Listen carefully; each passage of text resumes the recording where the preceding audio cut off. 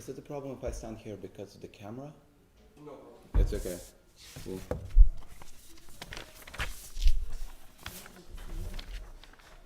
No, I just want to stand here. These are my papers.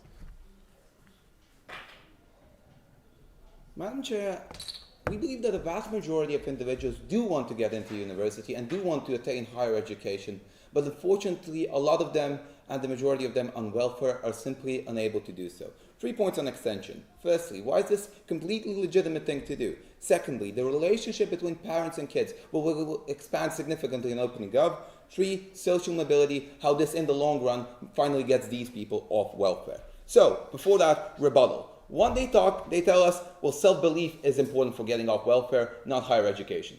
One, that's probably true to a certain extent, but here's an important thing.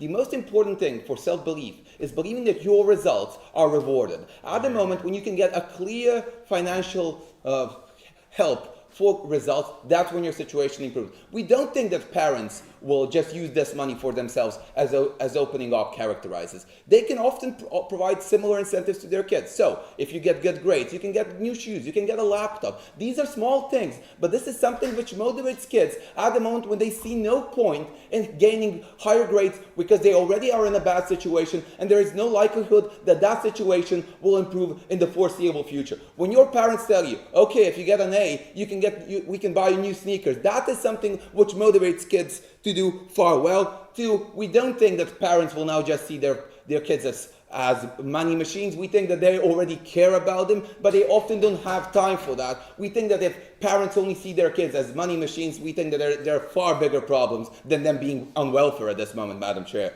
So, they tell us they'll put a lot of pressure on kids to improve themselves. This is really do good in school, and this is really important. 1, some parents already do that in the status quo, regardless whether their kids are whether they're on welfare or not. 2, not necessarily all kids will crack under pressure, nor will this pressure be so high.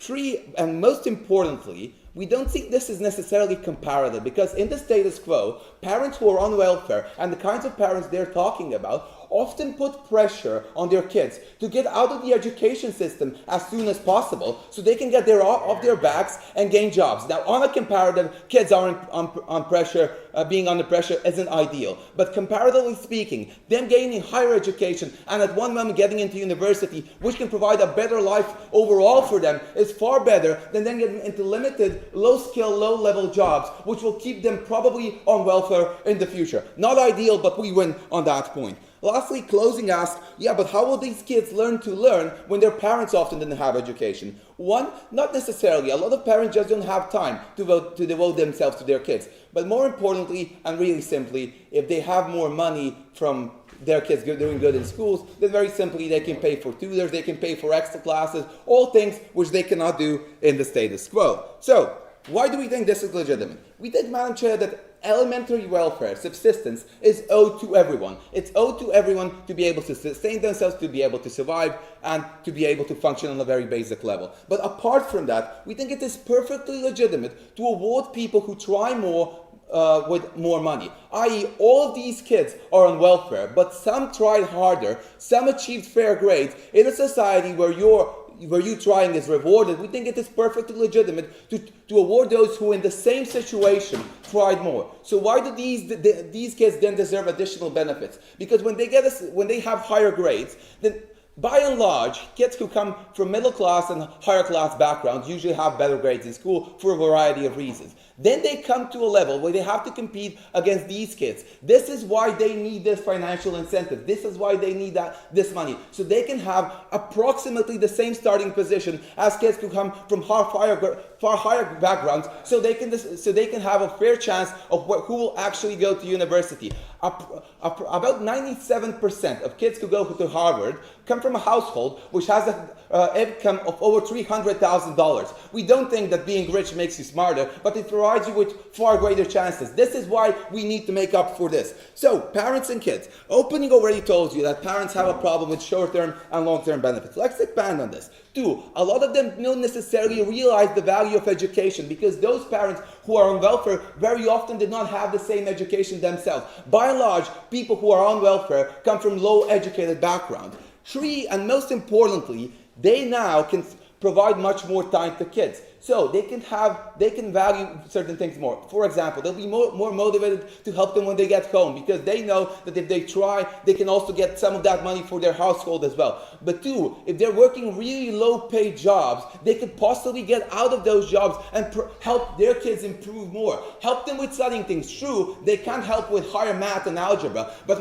I think that even a person who's on welfare, who has elementary schools, knows to sum up basic numbers or to explain very basic things to their kids. But even without that, they can be someone who is of help to their kids. Not necessarily a pat on the back when they feel bad because of the situation they're in. This is huge help which these parents can now provide to kids. So how does this in the long run lead to social mobility? We tell you that these kids will now be far more likely to go to university. As I already pointed out, university education is something which generally a lot of people try to gain because it provides you with far greater chances in life. So how will it be more realistic now? One, as I already pointed out, parents will be more inclined to help. Two, kids will have short-term incentives to try, i.e. get a new laptop, get new sneakers, get nicer clothes for yourself. It sounds very superficial, but for kids at that age, that means a lot, and that motivates them to try.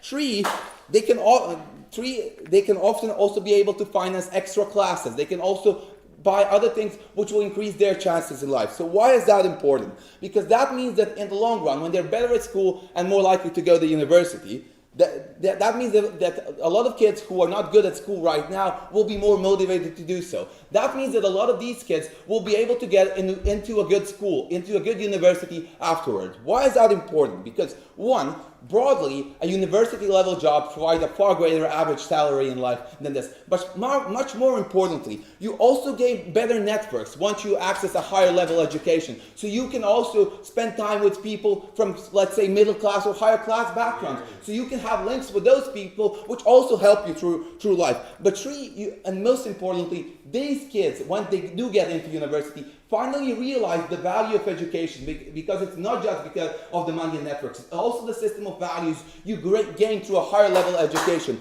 which in the long run helps them when they have kids one day not make the same mistakes their parents did and finally get them out of the vicious circle of poverty. Very proud to propose.